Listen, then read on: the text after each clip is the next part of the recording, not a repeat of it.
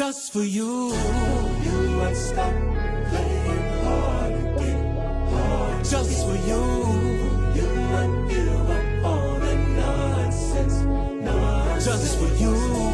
You would let you meet my mama now, my mama do. Play up, play up, play up, play up, play up, yeah.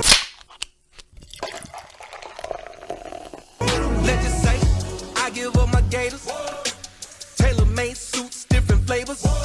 Got my Cadillac soul, no more swinging in the road. Draw the speed limit, waiting at the neighbors. Let's just say I went and called my player partners. No more hollering at the boppers. If they bopping, I can't hang around. We take a picture, IG and Facebook, and I tweet it just to show that we're coming down. Just for you.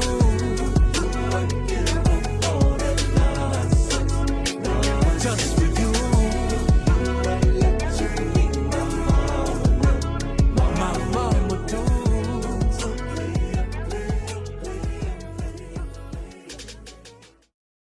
Welcome, ladies and gentlemen, to episode 45 of the Splash Cast, the ATL edition. I'm your co-host, Reggie.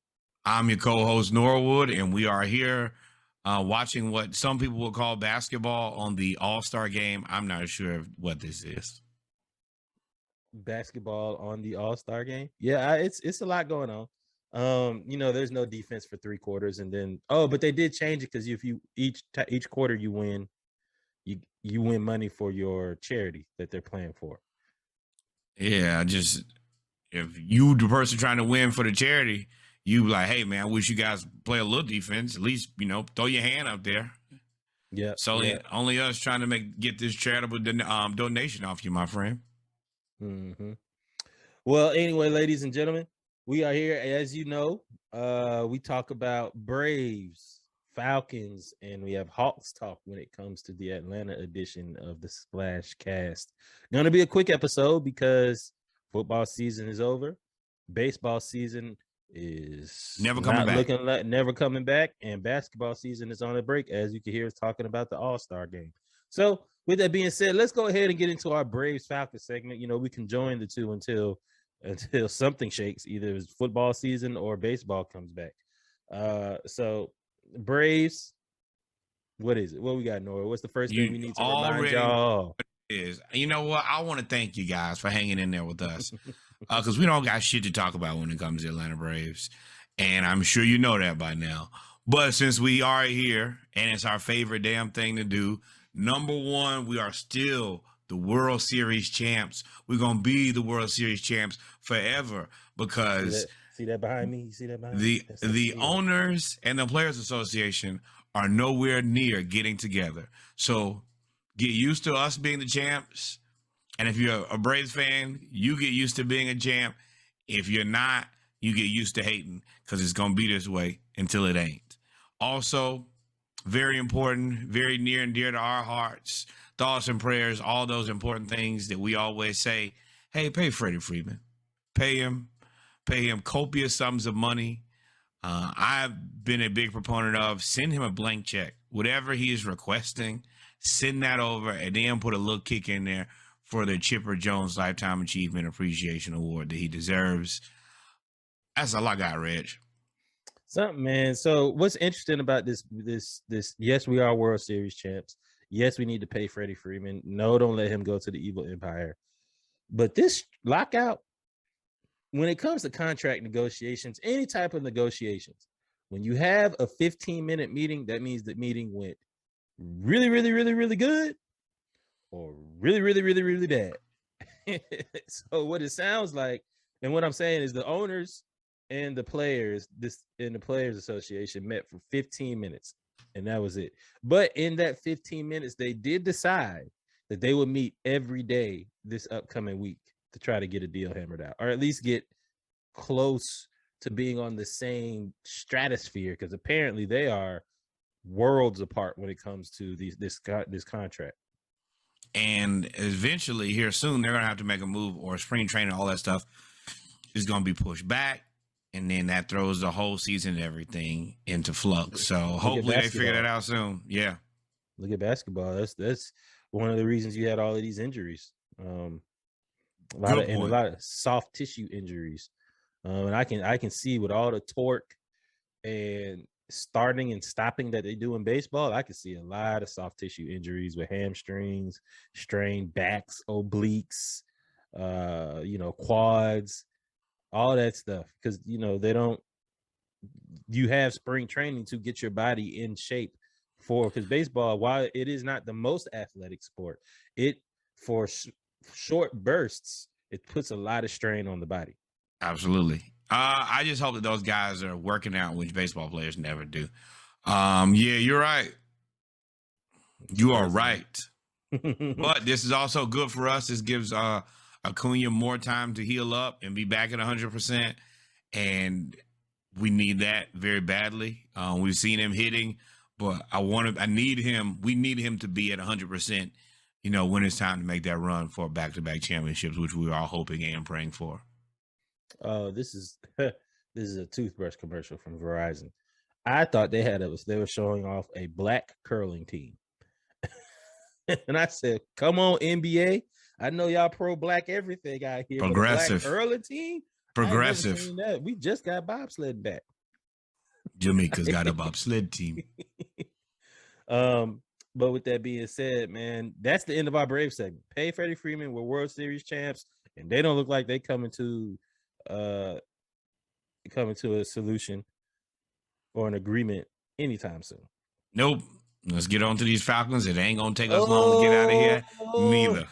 Neither. We are now leaving the oldest child and going to the middle child, the problem child, the can't get rights. It's so hard to say goodbye to yesterday. For y'all who don't know, Dante Fowler is no longer Atlanta Falcon. I'm about to say it was not hard to say goodbye to that at all. He was a Gator, man. I at least want to send him out with some respect and That's a nice tune. I tried to dress it up. Maybe you put some auto tune on that, make me sound like T-Pain. That'll be nice. Dress that up, make it real. I'm not gonna do that at all. But I knew you weren't. That was a joke. just kill him. Go ahead, kill him all, Reg. He did take a pay cut to stay with the Falcons this year, going from $18 million to $10 million with the $6 million guarantee, which is lower from a $13 million guarantee. So he basically gave money back in order to stay with the Falcons, and it did not fare well, which I don't think it was going to fare well either way, because he had to learn a new defense. And while the defense was, he was implementing the defense at the same time. Just a recipe for disaster, and that's the reason our season started out so slow. One of the reasons, yeah. You're right. Fair. But the Falcons have needed to upgrade their pass rush since forever. Like, that is the reason, and that's something that it's been under Dimitroff.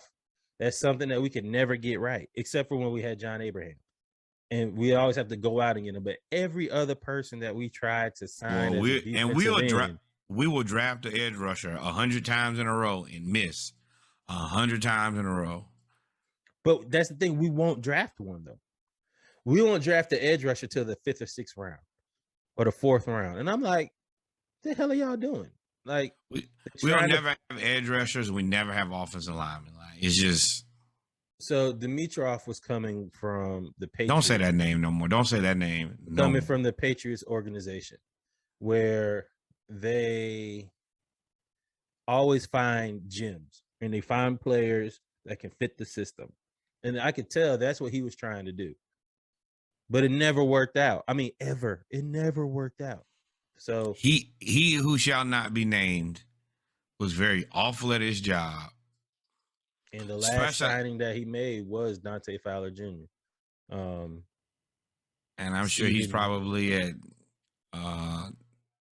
what's the name of Last Chance U now, and it's probably their athletic director or something. I don't know what happened to him. He legitimately went from like NFL GM to like sports leopard. Nobody knows Dimitroff. I was trying to avoid saying his He's name again. oh no, he's a guest. He's always a guest analyst on like Fox Sports and NFL Network and all that Why other do you stuff. want to hear his opinion on anything? I mean, because he's even though he was not great at it, he still was in there. It's kind of like how a lot of people become analysts that aren't great, but they become really good Wait, analysts. he's Canadian? Ooh, upset a whole country. Go ahead. This is where we went wrong, right here. All right, What? but You came from a country that don't even play football. they have okay. Nah, dog, that Nah, don't count. look, we don't need to go down there. Man. We don't He need to grew go up in down. Canada where his father was a football coach of the Ottawa Rough Riders, Hamilton Tiger Cats, and the University of Guelph in Ontario. Never played. Then you went and played for your for your dad's team. His brother played for his dad's team, and his net. This is trash. This is trash. All of this is trash. I didn't mean to spiral, but the more I think about him, the more it upsets me. And now looking at his career, there's nothing about this that says he had any business other than being linked to the Patriots for 4 years. Okay, got that off your chest. Nope. It will always burn and linger right there like bad heartburn. So with the Falcons, man, by releasing Dante Fowler Jr., we have to it saves us a little bit of money, but we don't have any pass rushing anymore right now. We don't have really anybody that can get to the quarterback and just strike fear. At least like, okay, we have to. You don't have to game plan for anybody on our defense except for Grady Jarrett and maybe we're AJ Terrell. gonna sign Von Miller because the Rams can't afford him. Why would we do that? I'm just dreaming, man. I'm praying at this point. I'm Von Miller's old. Hey, our quarterback is old too. Hell, we in the middle of a rebuild. Von Miller came on this year because he had Aaron Donald. If you look at his stats over the last couple of years, he hasn't been, he slowed down a lot. I know Jared Allen just didn't take it through. But with that being said, man, I hope. When have you practiced that? Have you ever practiced that? I hope the Falcons, and this is when we really get to see them build a roster. This is really the beginning. Last year was more of just trying to fill in the gaps until, you had to get some other players off the books. The last Julio was the first. Dante Fowler was the second. Matt Ryan eventually will probably. I don't believe you, Arthur Blank. Don't curse us by saying you're gonna commit to Matt Ryan for 3 more years. Don't do it. Wait, hold up. Now, once again, we have production meetings. That's a big tidbit of information that I missed. You didn't read that? Yeah, it was in the middle. He was like, I could see Matt Ryan playing for us for 2 to 3 more years. And I said, 2 to 3 more years. He can't even throw the ball 50 yards right now. Now, he did have a 4,000-yard season again last season, which people just destroy him for. But Matt Ryan is just, it doesn't fit our timeline long term. That's the biggest issue. He ain't a bad quarterback. I read somewhere that the Steelers may be interested, but I'm like, why would they be interested? You just kicking the can and creating the same problem. I can't imagine you're going to trade a whole lot for Matt Ryan, but you're going to have to trade us something. Well, as I said before, I could. You said it with Wentz. The Colts give us Wentz a player and 2 picks. Matt can go. I'm willing to wait and let them cut Wentz first. We're not in a rush. No. And what do you mean? No, I'm saying I'm agreeing. We're not in a rush, but I also don't think they'll cut Wentz. They'll trade him before they cut him. I'm not sure about that. Everything that I've read says that. Who they got behind him? Jacob Eason? I think they're just tired. I think for what he cost, because he still ain't cheap. Yeah. And they paid for draft picks. Boy, and you know what happens when you cut a dude after you give away the draft picks? You look stupid. That gets you That's when you fired. start. When you start looking for a new GM. Damn, man, we start potting so much now that we really be finishing each other. So he's like, fired. You traded away the draft capital, and you cut the dude that you traded the draft capital for after 1 year and a 7-game losing streak with the top defense in the league and the top rusher in the league. So literally, you were the reason that they didn't make it to the end to the playoffs. Fired. And the team that you lost to ended up going all the way to the Super Bowl. Can't happen. Can't happen. Can't happen. Can't win with him. Can't win with him. With that being said, man, we have come to the end. As you can see, this was 15 minutes of really rambling because we don't really have much to talk about. The Braves are world champs.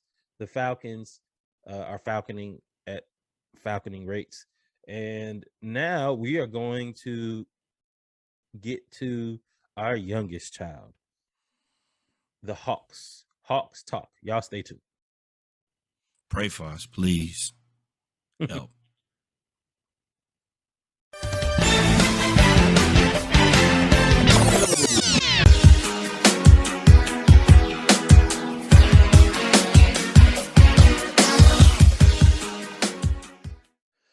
Welcome back, ladies and gentlemen, to the Atlanta edition of episode 45 of the Splash Cast, where we're now going to get into our youngest child, our one with most promise but most inconsistent this year, the Atlanta Hawks, our Hawks Talk segment. Norwood.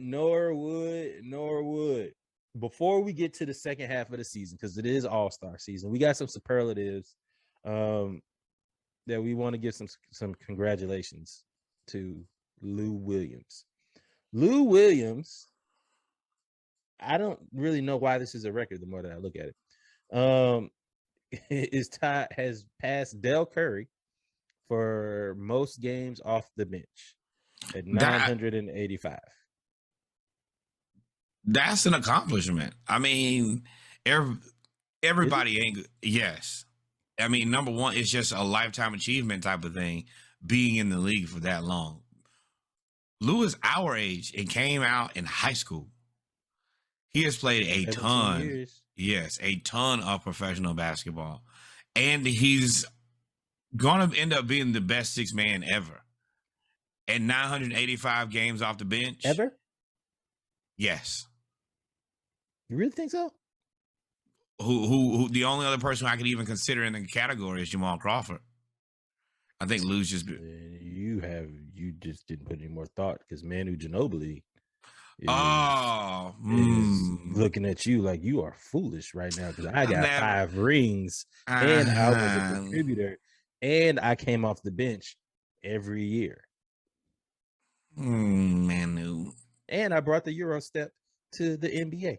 That is his greatest achievement at all. Out of everything that you said, he's mostly right. I'm going with Lou Williams. Manu, congratulations. I am not. But congratulations on being a part of the greatest sports organization since maybe like the Patriots. Congratulations for having Tim Duncan be right there. Congratulations for getting drafted by Pop. Those are the congratulations that you. If Manu played the type sell him short. Go ahead, sell him short. Go ahead. He had nothing to do with what you with that. Hey, if Manu played for the teams that Lou played for, he would not be in this consideration. He just happened to be in the right organization. That is such a cop out, man. That is such a cop out. That's like saying if Michael Jordan was drafted with the Bulls, he wouldn't be Michael Jordan. Like he went to the Bulls and he ended up getting a really good team around him. You can't say if he was. That's like your Cooper Kupp thing. If he was with anybody else, yeah, but he's not. Okay. So when you got to draft somebody, Kobe Bryant was drafted by the Hornets and stayed with the Hornets, he would not be Kobe Bryant that he is today. We are not sure about that. How do you know? Congratulations. So let me take what you just said. Congratulations, Kobe Bryant, for getting traded to the Lakers, going to be up under the buses, going into a good run organization that actually spends money, to be paired with one of the most dominant players. Congratulations for having Shaq. Like I can say everything you just said about Kobe Bryant, you just said about Manu Ginobili. I can say everything you just said. Okay, now this is the difference. When Manu arrived in San Antonio, they were already full stride. When When did he Kobe, get there? He got there in what, 2001, 2002? he wasn't there before David Robinson. He wasn't there before. He wasn't there before Tim Duncan. You already had a team put together at that point. Now, Manu was a great addition, but let's be real, he's a side, not an entree here. Kobe went to the Lakers when the Lakers. What year did the Spurs beat the Knicks? Was that 99? Don't give me the Lockout line. year, right? That was the lockout year. Yeah, you're right. Definitely the lockout year. So he was drafted that year, 1999. Yeah, but they were already a good team at that point. The Lakers were a good team. They had Shaq. Was Shaq there and then Kobe? Yep. Well, then damn. But the other issue is Shaq left and Kobe won you more championships. Manu, it's not it. But that's just my personal opinion. If you want to pick Manu, I'm rolling with Lou. I don't want to shortchange Lou, but I didn't want to bury that. But, oh no, you did. That's exactly what you did. You stomped him out. But you make outlandish statements. You're a prisoner of the moment. So I know I'm right.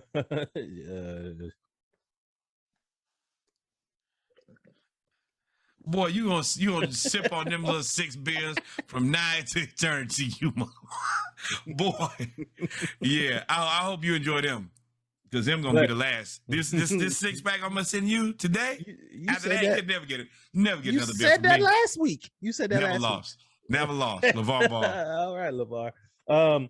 Anyway, shout out to Lou though. Shout out to Lou in all seriousness, man. Lou Williams has been a consistent player who knows his role, and the fact that his game evolved. There's very few players that play this long without their game evolving. Another person I can think of, Vince Carter. Vince Carter was the same thing. Ironically, both old people that played for the Hawks as mentorship roles. And the fact that Lou is still doing it at this age and is still mentoring, because he gets the Onyeka Okongwu goes to another level when he's on the floor with Lou. Now, when he's on the floor with Trey and all of that, it's all right. But Trey and John got that. But the only thing I want Lou to do now is pass that on to somebody, one of these point guards, one of them. No, I mean, I think Atlanta has a little thing going now. They're just going to find an old guy in the league, put him on the team, and let him do that. It was Rondo for a little bit. It's Lou. Trey. Now it's Lou for and they always seem to work with one player too. Vinny. I do Andre Hunter and John Collins and Herter. Mm-hmm. But I think that's actually one of the things that Atlanta does not give nearly enough credit for, is having good mentors at the end of the bench, versus you have teams like the Knicks, who just seem not to have any type of veteran leadership. And then you see the Hawks, who, I mean, we ain't where we want to be, but our leadership is there. That part. Unfortunately, we did have to lose Solomon Hill, and I hope that we bring him back next year. Solo is funny. But if oh man, here, wait. Can't talk Great Twitter. Great. No. I'm just saying, no, I'm not gonna make no. That I tried to forget about it. But with that said, yeah, if y'all do have some time, follow Solomon Hill on Instagram and Twitter. His social media is right. Yeah, it's funny. And if you're new to this podcast, the Knicks get all quick scopes. We could have said any other team that's dysfunctional. We could have said the Kings, but the Kings are less dysfunctional than the Knicks. Know that. Right now they are. Right now they are. But but shout out to Lou, man. Moving on. Clint Capella, for all of his deficiencies on offense that I highlight every episode. Yes, you do. Because it pisses me off every episode. One thing that Clint Capella does do is rebound and anchor the defense. And when I say anchor, most people think anchoring the defense means only blocking shots. That's not what we're talking about. There's a clear difference when he's in the game for the way our defense is set up versus when he's out. Now, when Okongwu's in the game, It's more about effort and spectacular blocks and this, that, and third, but it's a lot of help, a lot of Learning stuff out of curve. the way. Yeah. He's still learning. Clint isn't. I mean, he's a veteran, and he's been a defensive guy, so he knows now. Hey, this is where we're supposed to be, and he knows how to put everybody where he's supposed to be. Onyeka Okongwu at this point is more like I'm getting to know where I'm supposed to be, but I'm not really arranging the defense yet. He's not the captain of the defense. Nah, he's see ball, get ball. That's Yes. Hey, you go out there and just be a better version of Thanasis Antetokounmpo. Just run around, block shots, and make layups. He way better version of him. Yeah, way better, but they have similar games. Yeah, Thanasis is like Dollar General on Onyeka Okongwu. He's like Dennis Rodman without the height. I think Dollar General on Onyeka Okongwu may be a stretch for him.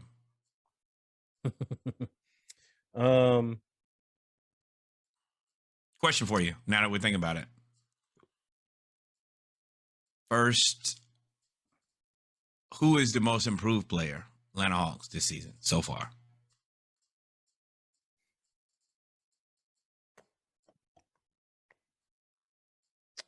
I mean, Okongwu. I was thinking that too. I was going to ask who is the MVP of the season so far. It's Trey. It's got to be Trey. I would say Okongwu, because DeLon Wright wasn't with us last year. Bogey's on the bench. Gallo is Gallo. Yeah. And then our backup three, I don't even know who's our backup three. Herter? No.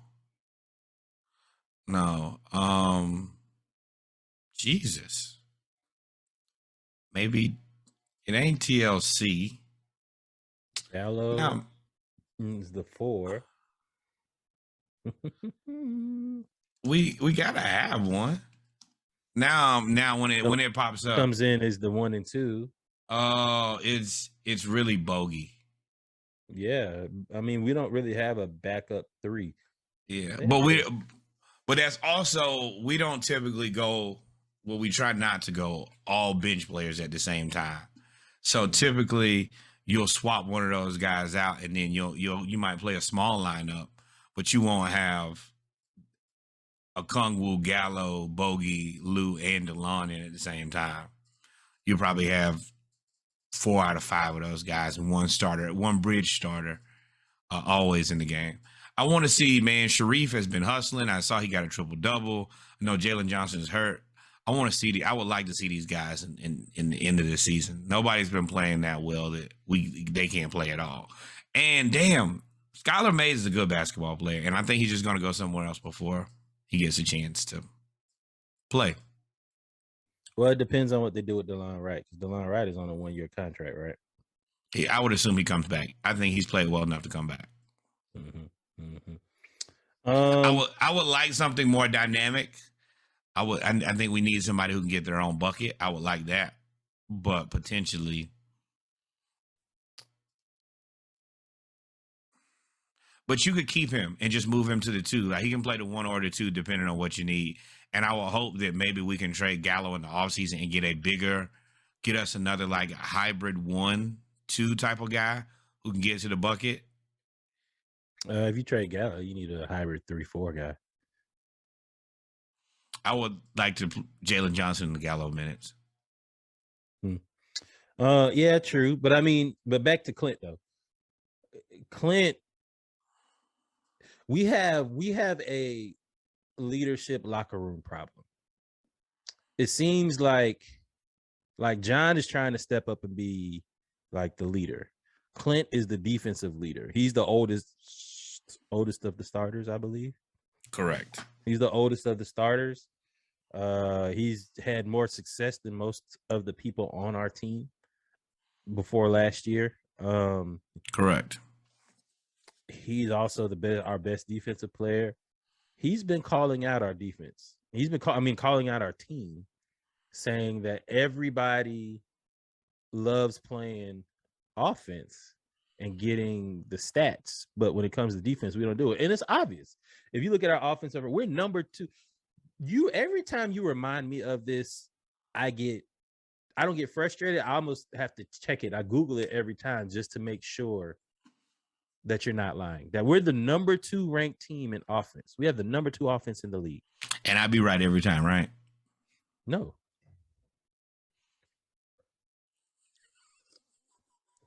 Sorry. Wait, timeout. You know what? Kudos, man. You got it. That was the timing was there. You didn't blow up with a smile. You just kind of you played right on through. And I'm like, I'm right. And he said, But your comedic timing is impeccable on that one. I will give credit where it's due. Well played. And if you're listening, you won't get this joke. That means that you should go back and watch this on YouTube. YouTube. Thanks. Please follow and subscribe on YouTube. Get all the notifications. Yes, please get back to what I was saying about me being correct about the Atlanta Hawks having the second-ranked offense in the NBA, please, sir. Proceed. They do. They have the second-ranked offense in the NBA. And we have the 27th ranked defense.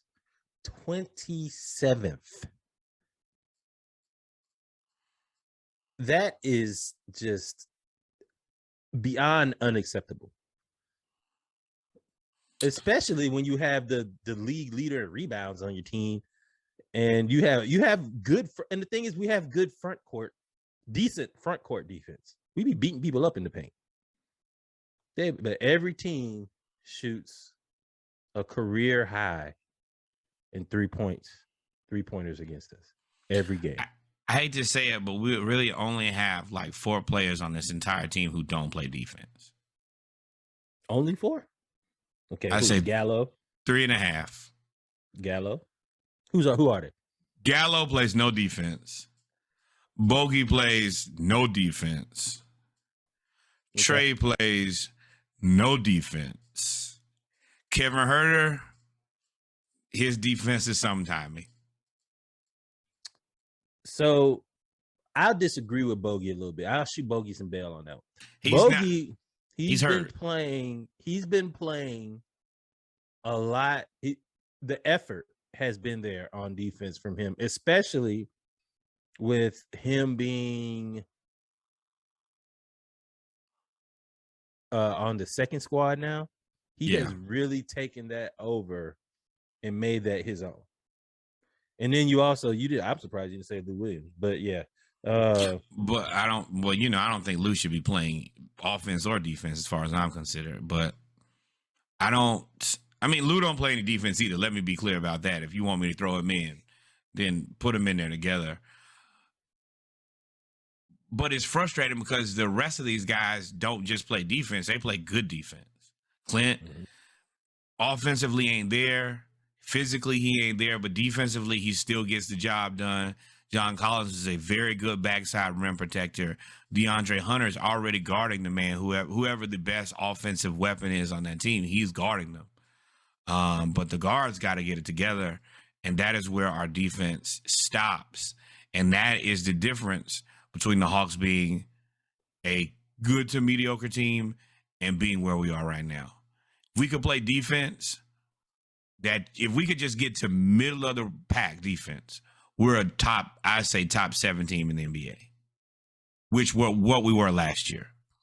No defense, don't matter. Yeah, and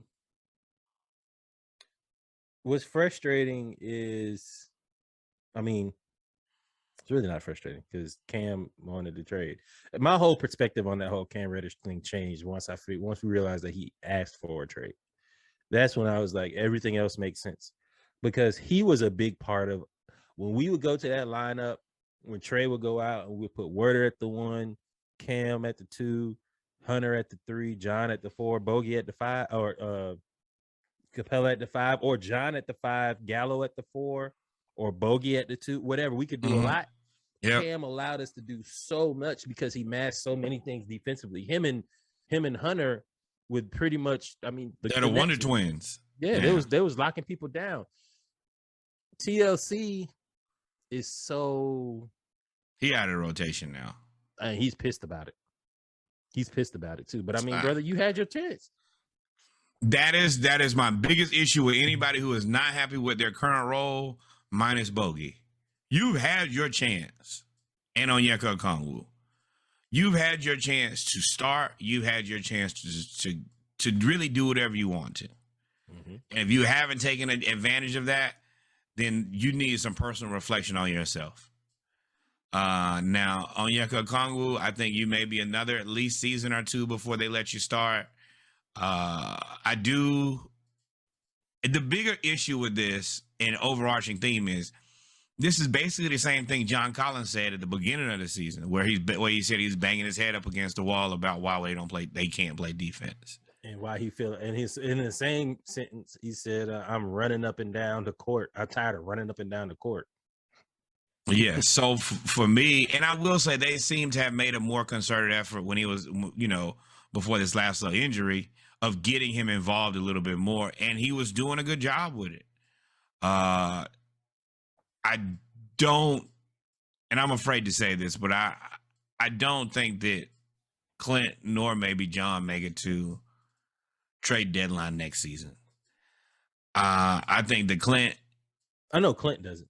Yeah, unless Clint just has some massive health revelations and he goes back to Clint Capella from last year, I assume he's out of there. I don't know if this marriage with John Collins and Trae Young is going to make it any further. Just because I don't know. I don't know if Trae can play any better defense, and I don't know if he's willing to even try to play any better defense.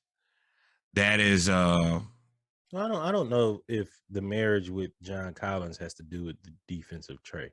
I think it is more of them finding a rhythm.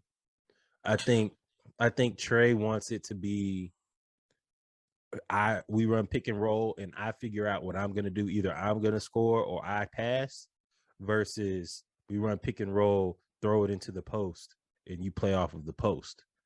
Because John Collins is our most efficient player. And I think that's where the disconnect is. And when you have that disconnect, it's a tug of war. And John, you can't have a successful team with a tug of war. correct. You gotta know your role.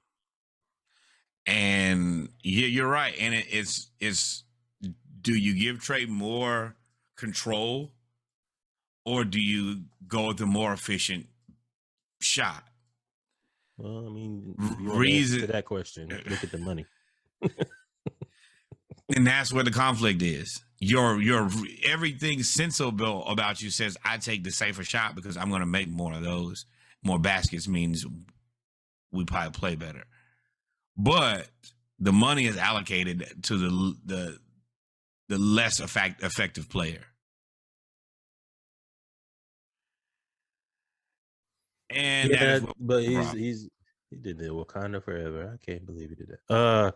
But my thing is, Trae, who are you going to get who's going to be less selfish than John Collins?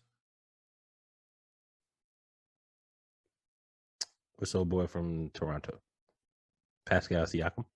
He shoots way more shots than John Collins. He's the man. More. He needs the ball more. Yeah, they play team basketball. You can't. Scotty Barnes got to get his shots in because he's maybe rookie of the year. Fred VanVleet is doing Fred VanVleet things. Pascal Siakam gonna get his shots, bro. He just torched us. He just had like a 6-game run where he had like 25 plus and 10. Did Fred VanVleet play in that game? Yeah, Fred VanVleet played in both games. Yeah, also, I feel like Siakam is probably closer to maybe like where Collins probably averages 14 shots a game. I think Siakam is probably closer to like 18 shots a game. But he does have the ability to get his shot a little bit better. But he's not as good a rebounder, better passer, and he can't play the 5 in a pinch either. No, he's more of a 3-4 than a 4-5. Yes. So I mean, I don't know. I mean, they can find somebody to fill a role, but I mean, you won't find anybody better than John out there. I don't think. I don't think there's really too many 4-5s in the league. If you Christian Wood. That's really it. He makes just as much as John, and he's not as good defensively. Nah, I think he makes a little bit less, but definitely not as good on defense, and just is not as consistent of a player. Not as John, athletic either. that too. You gotta have All of athleticism those. to run the pick and roll. But hopefully, man. 3 years, $41 million. This is actually a really good contract. But I mean, we have to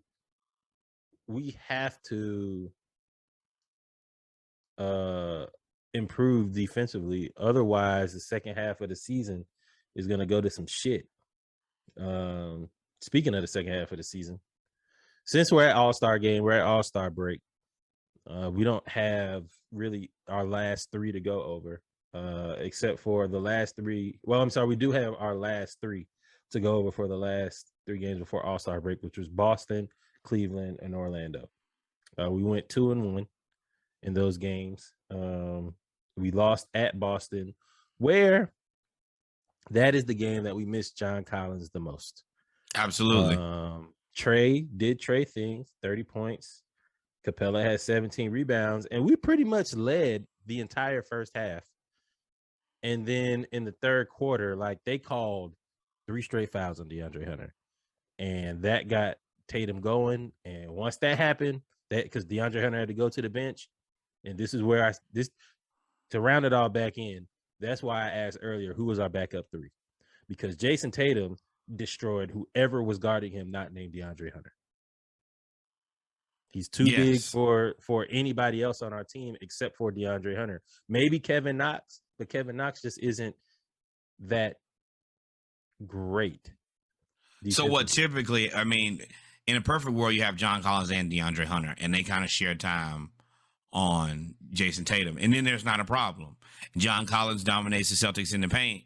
So then, for the most part, when John Collins plays, he dominates the Celtics and we win. John Collins being out is what really did us in. Yeah, I mean, we actually held Jaylen Brown. We held him down. Very regular game. Yeah, I think he only had like 17 points on like 19 shots or something like that. Marcus Smart didn't have a great game. It was just Jason Tatum just went Toucan Sam in the second quarter. Yep. I mean, in the second half, and went crazy.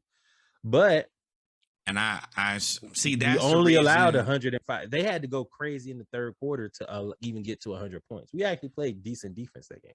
That's the reason I let Jalen Johnson play. It's about the same size. He's faster. Gallo don't stand a chance. Bogey don't stand a chance.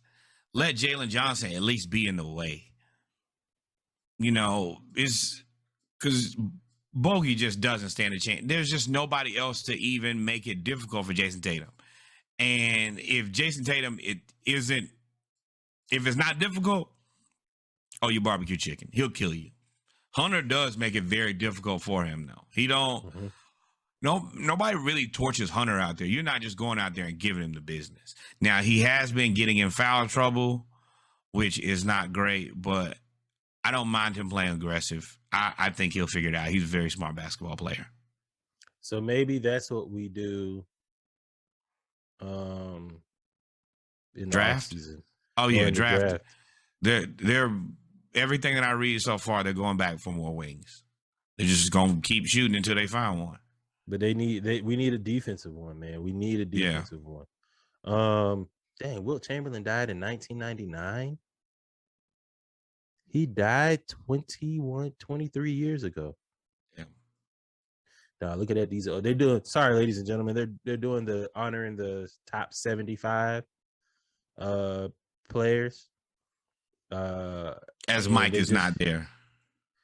No, nor is Tim Duncan or anybody. And they just showed Wilt Chamberlain. He died in 1999, and that's 23 years ago.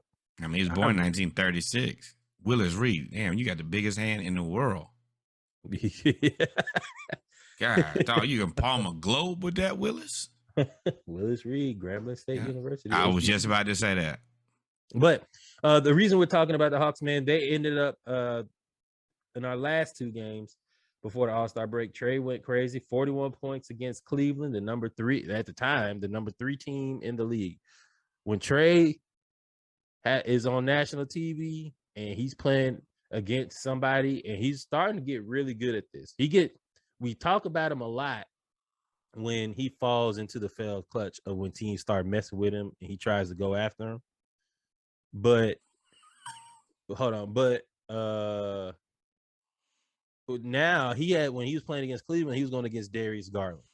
And everybody was talking about Darius Garland should have started over Trey. And Trey cooked that man. Garland played well, but Trey cooked that man. Yes. Now, that is what you can't do. You can't get into a defense off where neither one of us are going to play defense and you're going to try to outscore Trey. You're pulling a Trey on Trey, and he is thrilled with that. And he going to beat you every time. Oh, and yeah. Dog, this all I want to do right here. Yeah, and we beat them, man. And Bogey had a good game. Trey, of course, had a monster game. We scored 125 points. Scoring is never the problem. And I mean, Cleveland did get 116, but I mean, Evan Mobley and Garland are just insane, man. They're insane. But we can beat them. Now Jared Allen is better than Clint Capella. I didn't foresee that happening, but today and last year, I don't know what happened in one season where Jared Allen is better than Clint Capella, but he is surely 100% better than Clint Capella today. Yeah, man. And then we finally ended the last game before All-Star break at Orlando. And what I was looking for with us going to play Orlando is actually taking care of business. And we went down there to Orlando and we monkey stomped them out. They got to 109 points by scoring like 30-some points in the fourth quarter after we played our bench the entire fourth quarter. Yeah. So, I mean, the Magic Orlando, just not there yet. Not there yet. I will say every time I watch him play, I get more and more impressed with Mo Bamba. Every time I watch him play. Now, Cole Anthony and Jalen Suggs been telling are nice. You. Cole Anthony and Jalen Suggs are nice. They are going to be a formidable problem. But Mo Bamba has a chance to really make that team go. You muted yourself. And there's still Jonathan Isaac, who's on the bench. But like you said, yeah, he's on the bench, but they're gonna have to choose between one of those four. No, I mean, not really. I mean, you assume. In my thought process, you re-sign Mo Bamba. You already signed Isaac. You already signed what's his name? Franz. Yeah, the other one from Atlanta. The backup four or the starting Wendell Carter Jr. Oh yeah. Wendell Carter Jr. I think he just comes off the bench. He's locked into a 3-year contract. It's a very team friendly deal. You're not good enough to really have a whole lot of, hey, you have to play me type of thing, bro. You're getting paid like $13 million a year. Mm-hmm. So, and I think he could be a damn good bench player. I told you, I would love to have him on the bench at the Hawks. I would trade Gallo for Wendell Carter straight up right now. Yeah. We'll take the money. You take the player in the expiring contract. He would be a problem off the bench. But we did dominate them, which was good. Orlando's going to be a problem, but Trey played really well.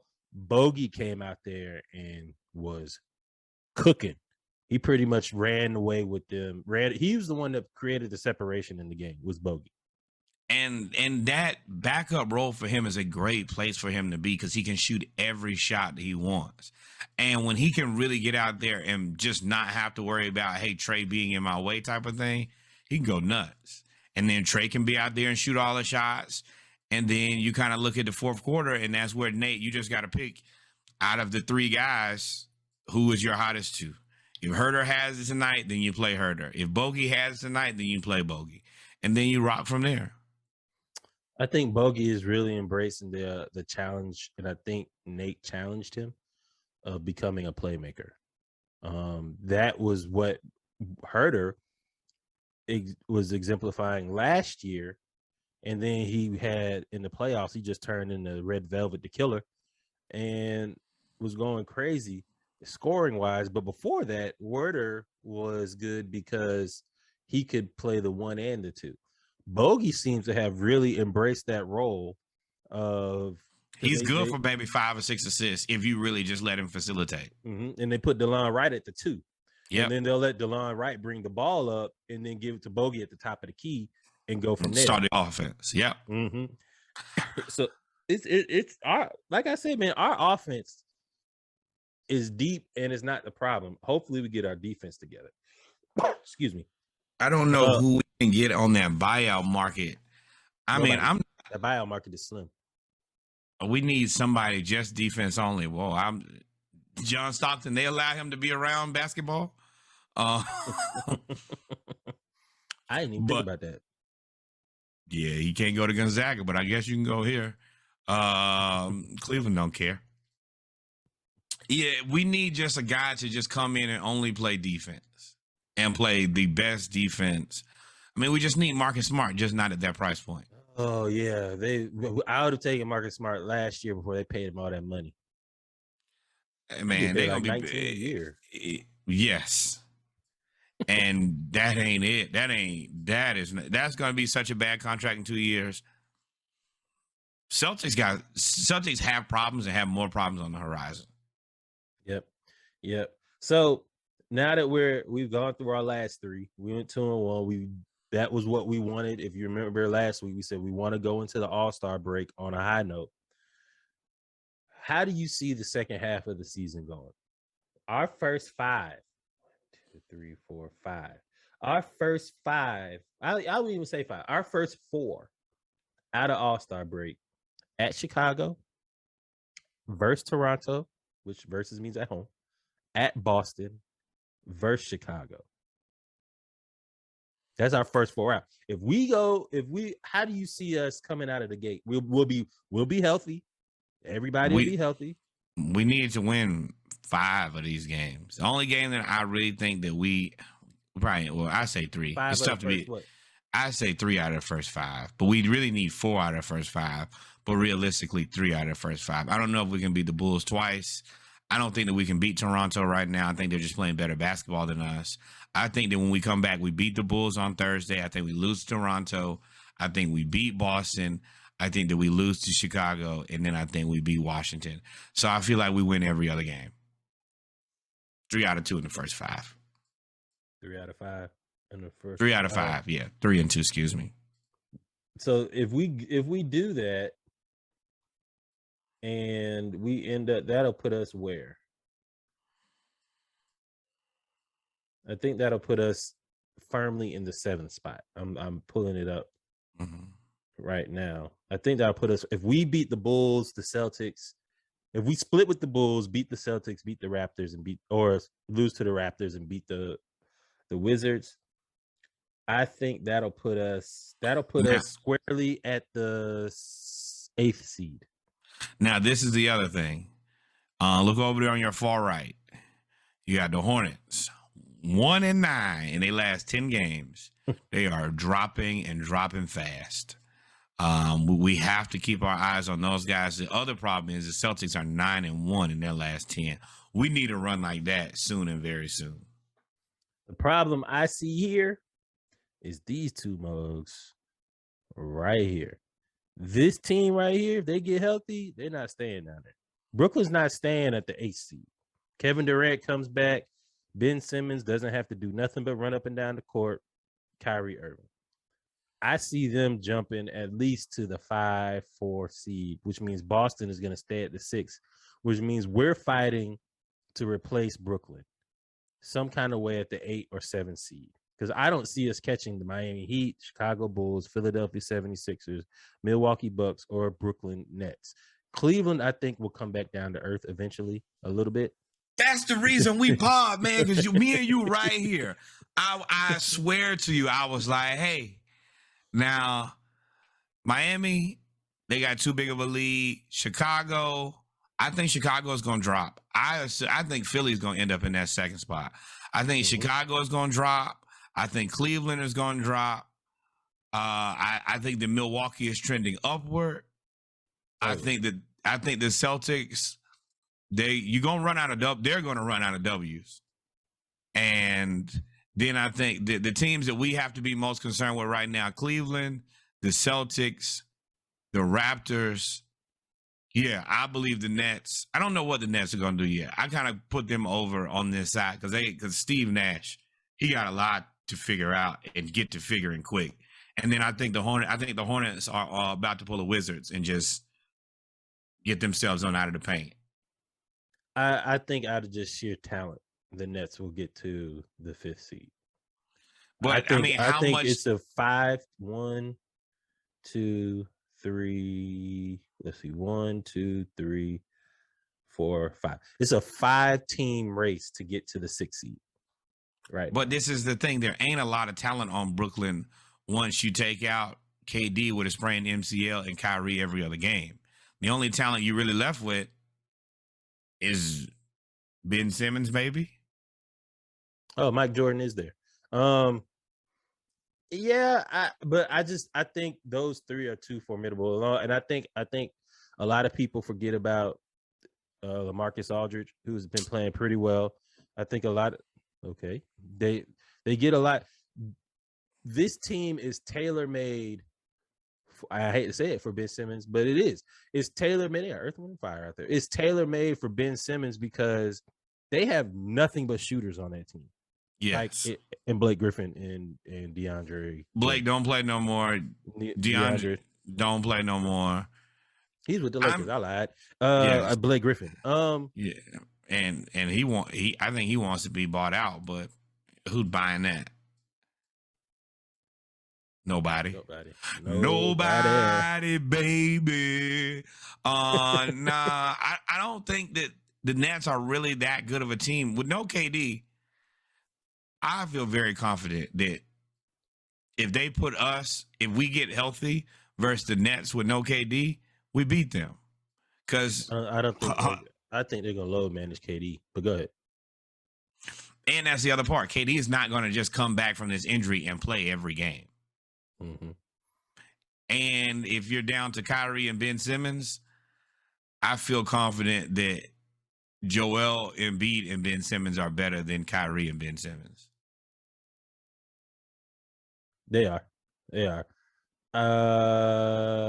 But for me, a lot of it is just we got to stop playing like chumps. And I know I've been saying that all season, but the sooner we stop playing like suckers and we start playing like when we got pissed off versus the Knicks, the better off we'll all be.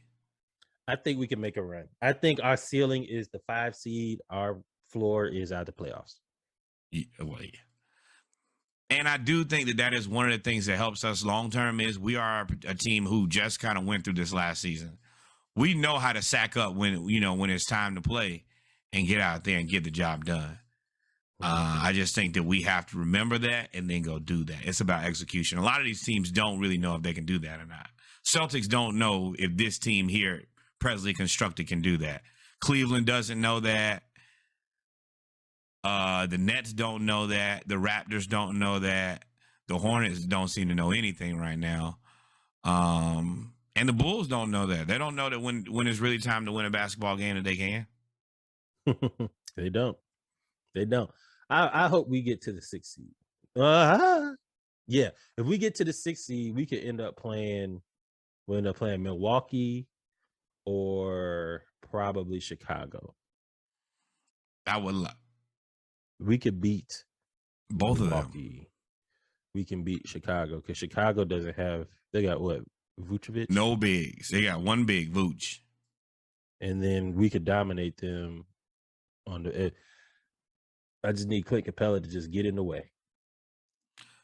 That's 90%, but it ain't him. Side note.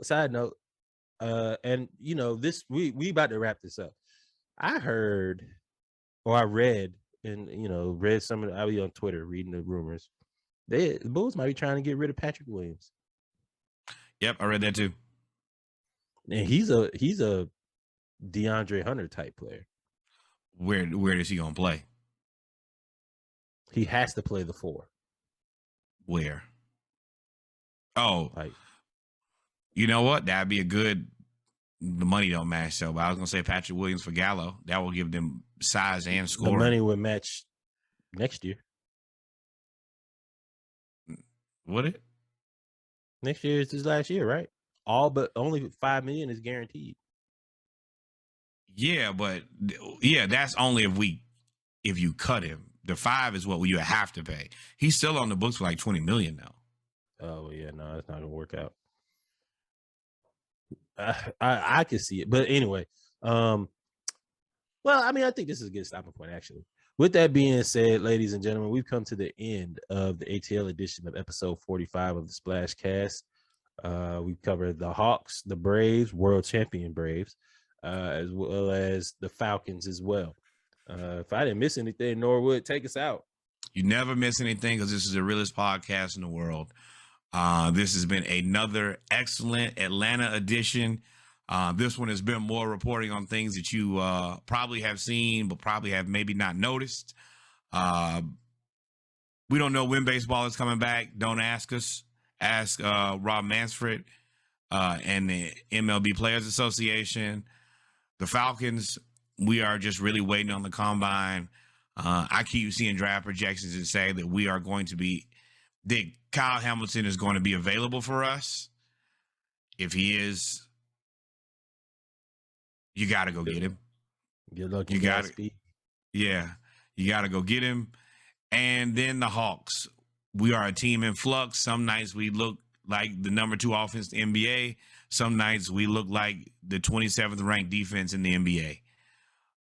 With that said, number 1, most important thing, not most important thing, but very important thing, more baseball, black baseball, white baseball, Dominican baseball. Ain't no baseball right now. Number 2, more black cowboys and cowgirls. Number 3, the most important, send some money to your historically black college and university. Send some money to your favorite historically black college and university, Hampton University, and then also send some money to the historically black college and university in your area. I'm pretty sure that I didn't miss anything because I never do. I do want to remind you that this episode is going to come out on Tuesday.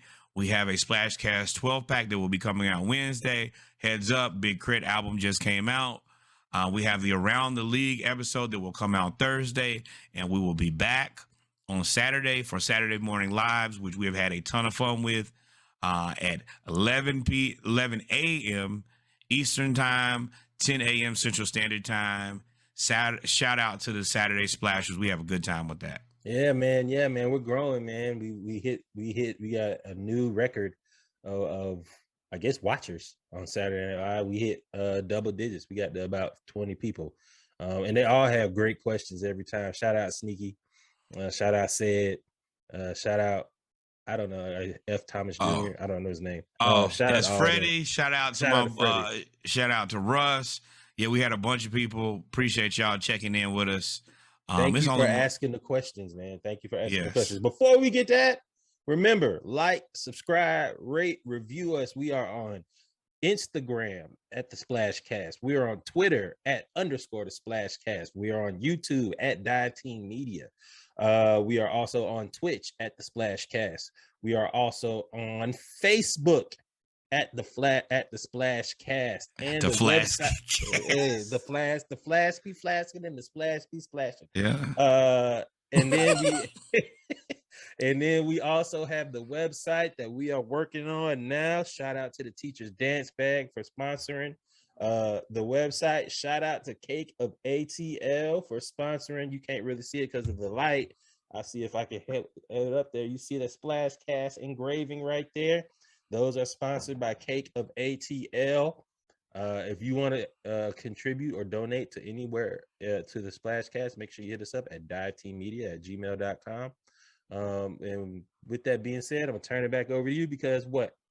There's only one thing left to do now. What's that, Reg? Hang out. We out of here. We'll see y'all Thursday. And listen to the music that come out on Wednesday. It's and we hear y'all. Just know we hear y'all. Y'all kids, y'all coming to us and said, "Hey, well, y'all post a splash cast. Y'all need to make a post so that we can go back and reference it." We hear y'all. It'll be a post coming out on our feed on Facebook and Instagram, so you can forever go back and reference, or you can go listen to the master list as well. With that being said, man, we love y'all. Y'all stay safe. Adios, mi amigos.